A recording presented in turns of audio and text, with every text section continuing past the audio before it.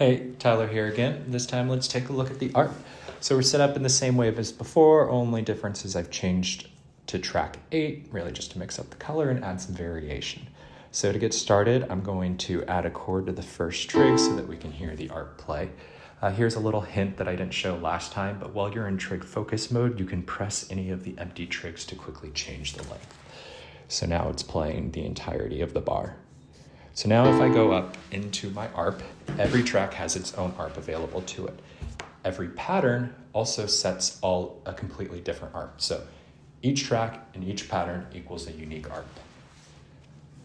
When you start, the ARP works really fundamentally like every other ARP, especially just using these two parameters up here. In the style, you can select the way your ARP's going to play. You have the up, down, chord, and a step mode, which I'll cover at the end of the video. You can then select the rate, anywhere between 1 to 1/32 bars, and we'll press play and you can hear that going. To add variation to the ARP, you have this 16-step ARP sequencer below. So you can change the number of steps here. You can also apply choke. Each step can be selected with these arrow keys. And using the box on the left, you can change their shift value between, down 3 octaves to up 3 octaves. You can also press the pad to mute the step. On the block on the right, you can offset the velocity. So you can see here, now it will play a really high note pretty quietly right at the start and then go normal. Or whoops, I guess a louder note, but now it's quiet. So using this and going up to 16 steps, you can really start to add a lot of variation to your art patterns. Of course, though, it can be kind of cumbersome to deal with 16 steps and a bunch of arrow keys, so I've added this advanced edit mode. While you're in advanced edit mode, your sequencer on the left represents the 16 possible steps of the ARP sequence, and your keypad on the right represents the shift value. The top 8 buttons will shift from, no shift to up to an octave, depending on how many keys are in your scale. And the lower 8 will shift down, a step to down an octave. You can also press these arrow keys on the right to add or subtract an octave from the adjusted value. Pressing anywhere on the sequence selects the active step for edit.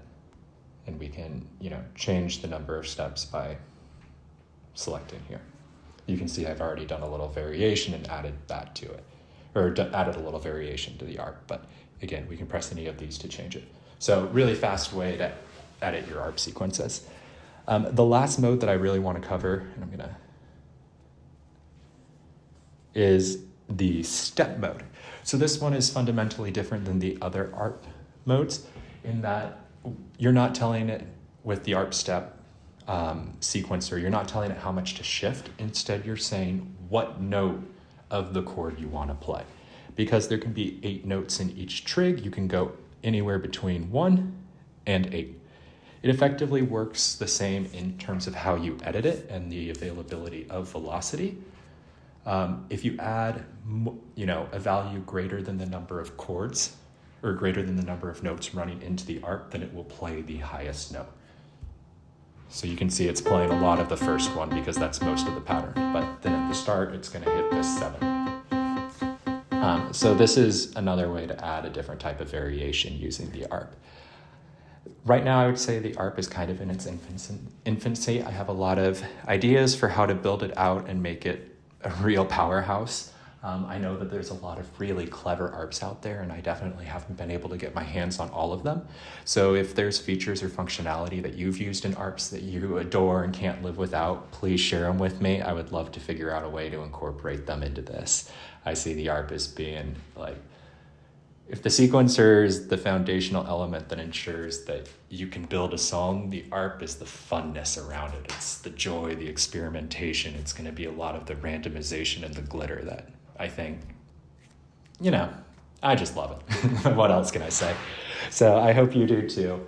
Again, have fun with it. If you have any questions, shoot me a message and we'll figure it out. Thank you.